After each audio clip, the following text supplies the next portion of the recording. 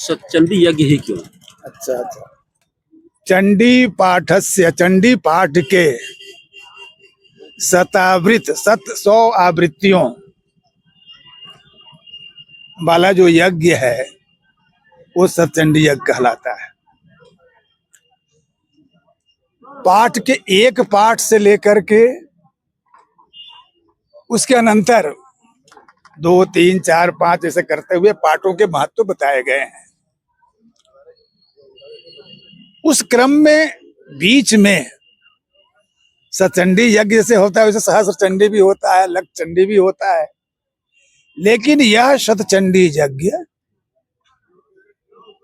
एक मध्यम स्तर पर लोगों के द्वारा सुलभ, साध्य और समस्त इष्ट को, समस्त मनोरथों को पूर्ण करने में बड़ा ही सिद्ध यज्ञ माना हुआ है।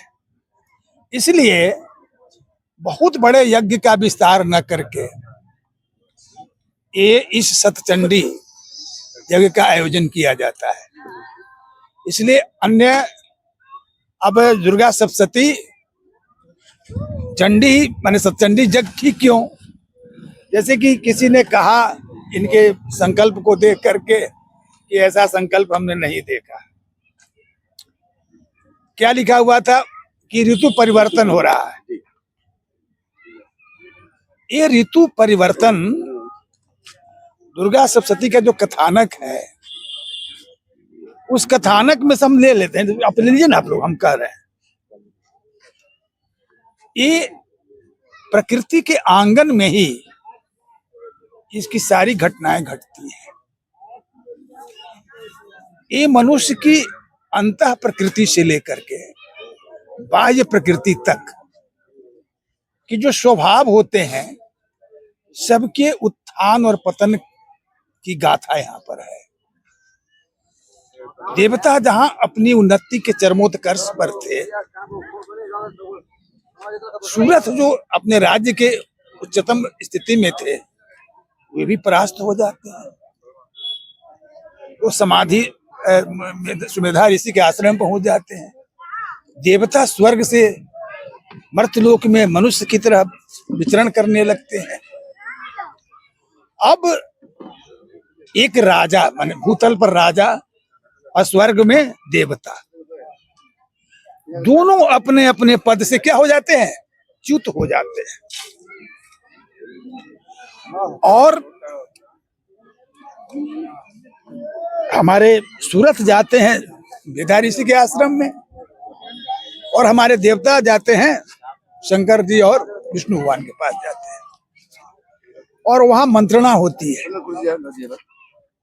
तो हम लोग यज्ञ के लिए एक शब्द का प्रयोग उस दिन भी किया था मैंने कि यज धातु जो है यजने पूजने, पूजन में संगति करने में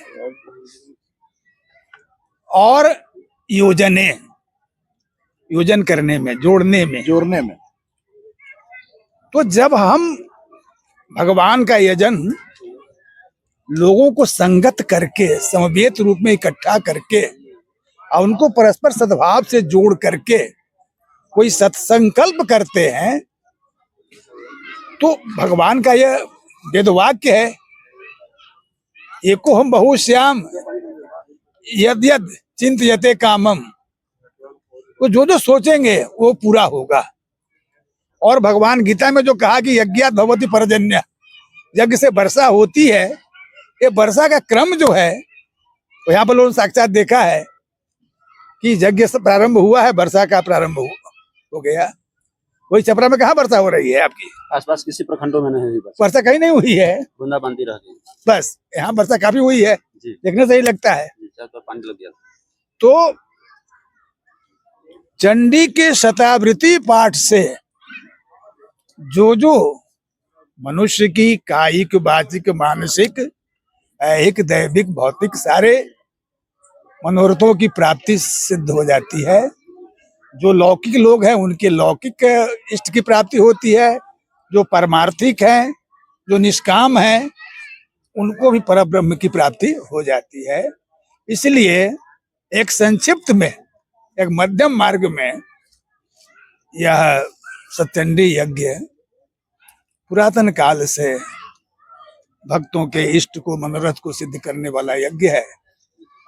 और उस पराम्बा जगदम्बा की लोग समर्चना करते हैं, और जितना कहा जाए कम है इनके लिए।